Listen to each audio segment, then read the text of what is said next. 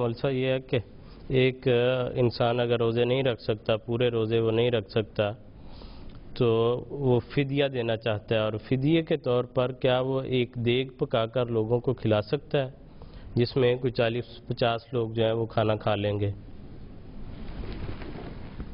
بات مسکین کی قرآن کریم نے بیان فرمائی ہے. فرمایا وَعَلَى الَّذِينَ يُطِيقُونَهُ فِدْيَةٌ طَعَامُ مسکین، کہ وہ جتنے روزے نہیں رکھ سکا ان روزوں کے عوض وہ مسکین کو کھانا کھلائے، اور اپنی جو اس کے گھر کا معیار زندگی ہے اس کے مطابق خواہ وہ ایک مسکین کو اتنے ایام کا کھانا مہیا کر دے یا اس سے زیادہ مساکین کو کھانا مہیا کر دے، اس سے کوئی فرق نہیں پڑتا.